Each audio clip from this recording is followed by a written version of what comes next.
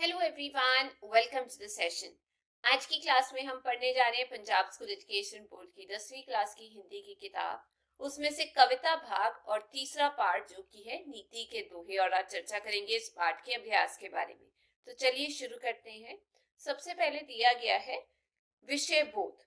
इसमें बताया गया है निम्नलिखित प्रश्नों के एक दो पंक्तियों में उत्तर दीजिए। पहला प्रश्न, रहीम जी के अनुसार सच्चे मित्र की क्या पहचान है? उत्तर, रहीम जी के अनुसार जो व्यक्ति मुसीबत में काम आता है वही सच्चा मित्र होता है।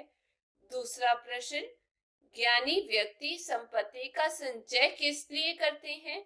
उत्तर, ज्ञानी व्यक्ति संपत्ति के संचय परोपकार अथवा दूसरों की भलाई के लिए करते हैं। तीसरा प्रश्न, बिहारी जी के अनुसार किसका साथ शोभा देता है? उत्तर, बिहारी जी के अनुसार एक जैसे स्वभाव अथवा प्रकृति वालों का साथ शोभा देता है। चौथा प्रश्न, बिहारी जी ने मानव को आशावादी होने का क्या संदेश दिया है? उत्तर, बिहारी जी ने संदेश दिया है कि मनुष्य को निराश ना होकर आने वाले अच्छे दिनों के लिए आशावादी होना चाहिए। पांचवा प्रश्न, छल और कपट का व्यवहार बार बार नहीं चल सकता, इसके लिए वृंद जी ने क्या उदाहरण दिया है? उत्तर, वृंद जी के अनुसार जैसे काठ की हांडी बार बार नहीं चढ़ती, उसी प्रकार छल और कपट का व्यवहार भी बार बार नहीं चल सकता। छठवां प्रश्न, निरंतर अभ्यास से व्यक्ति कैसे योग्य बन जाता है? वृंद जी ने इसके लिए क्या उदाहरण दिया है? उत्तर, जैसे बार बार रस्सी घिसने से पत्थर पर भी निशान पड़ जाते हैं, वैसे ही निरंतर अभ्यास से अयोग्य व्यक्ति भी योग्य बन जाता है। सातवां प्रश्न, शत्रु को कमजोर या छोटा क्यों नहीं समझना चाहिए? उत्तर, शत्रु को कमजोर या छोटा नहीं समझना चाहिए क्योंकि शत्रु के प्रति लापरवाही बहुत हानि पहुंचा सकती है। जैसे तिनकों के बड़े ढेर को आग का छोटा सा अंगारा क्षण भर में जलाकर राख कर देता है। आगे निम्नलिखित पद्यांशों की सप्रसंग व्याख्या करें। रहेमन देखिए बड़ेन को, लघु न दीजिए डारी, जहां काम आवे सुई, का करे तरवारी। रहीम जी कहते हैं कि किसी बड़े व्यक्ति अथवा वस्तु को देखकर हमें छोटे व्यक्ति अथवा वस्तु को छोड़ नहीं देना चाहिए अथवा उसका तिरस्कार नहीं करना चाहिए, क्योंकि आवश्यकता के समय जहां सुई काम आती है वहां तलवार किसी काम नहीं आती। दूसरा, कनक कनक ते सौगुनी, मादकता अधिकाए, वे खाए बोराई है, यह पाए बोराई। महाकवि बिहारी कहते हैं कि धतूरे की तुलना में स्वर्ण में 100 गुना अधिक नशा होता है, क्योंकि धतूरे को खाने पर नशा होता है जबकि सोने को के प्राप्त होने पर ही नशा हो जाता है। जो नशा धतूरा खाने पर होता है उसे कहीं अधिक नशा धन वैभव के प्राप्त होने पर होता है। तीसरा, मधु वचन ते जात मिट, उत्तम जन अभिमान, तनिक शीत जल सो मिटे, जैसे दूध उफान। कवि कहता है कि मधुर वचनों अथवा मीठी वाणी के बोलों से किसी भी अभिमानी व्यक्ति के गर्व को उसी प्रकार से शांत किया जा सकता है जैसे थोड़े से ठंडे पानी के छींटों से उबलते हुए दूध के उफान को कम कर लिया जाता है। आगे है भाषा बोध। निम्नलिखित शब्दों के विपरीत शब्द आपने लिखने हैं। जैसे मैंने यहाँ पर इसका उत्तर लिखा है।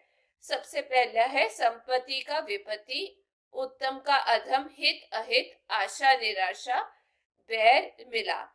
आगे है निम्नलिखित शब्दों के विशेषण शब्द बनाएं। जैसे मैंने यहाँ उत्तर लिखा है इसका, प्रकृति प्राकृतिक, विष विषैला, बल बलवान, मूल मूलभूत, हित हितैषी, व्यापार व्यापारिक। आगे निम्नलिखित शब्दों की भाववाचक संज्ञा बनाएं।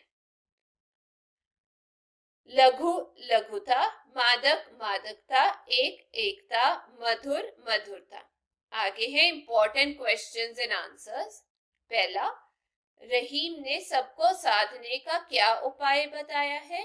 उत्तर, रहीम जी मानते हैं कि एक की साधना पूरी तरह करने से एक सद जाते हैं तथा मनुष्य को अपना लक्ष्य भी प्राप्त हो जाता है। दूसरा प्रश्न, सुई के महत्व से रहीम जी क्या कहना चाहते हैं? उत्तर, कवि ये कहना चाहते हैं कि संसार में कोई भी वस्तु महत्वहीन नहीं होती। छोटी से छोटी वस्तु का भी अपना महत्व होता है, इसलिए कुछ बड़ा पाकर छोटे को त्यागना नहीं चाहिए, क्योंकि जो काम छोटी सी सुई कर सकती है वह काम तलवार नहीं कर सकती। तीसरा प्रश्न, बिहारी के अनुसार किसका नशा नशीले पदार्थ के सेवन से भी अधिक होता है? उत्तर, बिहारी जी के अनुसार सोने अर्थात धन संपत्ति का नशा नशीले पदार्थ से भी 100 गुना अधिक होता है, क्योंकि जिसके पास धन संपत्ति आ जाती है वह उसी के नशे में अहंकारी बन जाता है। चौथा प्रश्न, बिहारी के अनुसार गुणवान कौन होता है?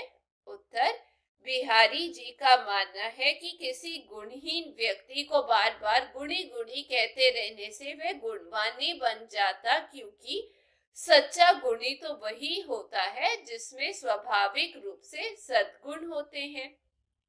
पांचवा, वृंद जी के अनुसार मधुर वाणी के क्या लाभ हैं? उत्तर, वृंद जी के अनुसार मीठे वचनों का प्रयोग करने से क्रोधी अथवा अभिमानी व्यक्ति के क्रोध एवं अहंकार को उसी प्रकार शांत कर सकते हैं जैसे उबलते हुए दूध के उफान को ठंडे जल के छींटे मारने से शांत किया जाता है। आगे एक पंक्ति में उत्तरात्मक प्रश्न। पहला, रहीम के अनुसार लोग कब हमारे सगे बन जाते हैं? उत्तर, जब हमारे पास संपत्ति होती है। दूसरा, बिहारी ने किस में धतूरे से भी अधिक मादकता बताई है? उत्तर, बिहारी ने सोने में धतूरे से भी अधिक मादकता बताई है। तीसरा, काजल की शोभा कहाँ होती है? उत्तर, काजल आंखों में सुशोभित होता है। चौथा प्रश्न, मधुर वचनों से क्या लाभ है? उत्तर, मधुर वचनों से क्रोधी के क्रोध को शांत तथा अभिमानी के गर्व को शांत किया जा सकता है। आगे बहुविकल्पिक प्रश्न। अब यहाँ बोला गया निम्नलिखित प्रश्नों के उत्तर एक सही विकल्प चुन के लिखें। पहला, सज्जन किसके लिए धन एकत्र करते हैं? परहित, स्वहित, राजहित या परलोकहित? इसका उत्तर है परहित। दूसरा, गुलाब के मूल से कौन अटका रहता है? कले, अली, कली या आली? उत्तर है ख, अली। तीसरा, अरब का अर्थ है चंद्रमा, तारे, दीपक या सूर्य? इसका उत्तर है सूर्य। एक शब्द हाँ नहीं, सही गलत रिक्त स्थानों की पूर्ति के प्रश्न। पहला है, ठंडे जल के छींटे से किसका उफान मिट जाता है? एक शब्द में उत्तर दें, दूध का। दूसरा प्रश्न, सोने को पाकर ही मनुष्य बौरा जाता है, सही या गलत? इसका उत्तर है बिल्कुल सही, सच बात है। तीसरा, जहां तलवार काम आती है वहां सुई भी काम आती है, सही या गलत में उत्तर दें, ये गलत है। चौथा प्रश्न, वृक्ष अपने फल स्वयं खाते हैं, सही या गलत? इसका उत्तर है नहीं। पांचवा प्रश्न है, शत्रु को कम समझने से हानि होती है, हाँ या नहीं में उत्तर दें, बिल्कुल सही, हाँ। आगे, जैसे हांडी कांट की चढ़े ना दूजी बार, वैसे ही। सातवां प्रश्न, सोतु संगु सो यह कह लोग, यहाँ आएगा समानु और सब। आठवां, रहमन देखी को लघु ना डारी, यहाँ पर आएगा बड़ेन और दीजिए। तो ये थे इस पाठ के प्रश्न उत्तर और अभ्यास। मैं उम्मीद करती हूँ आप सबको समझ आ गया होगा। यदि आपको वीडियो भी अच्छी लगी तो चैनल को लाइक शेयर सब्सक्राइब करना मत भूलिएगा। फिर मिलेंगे। Till then take care, bye bye.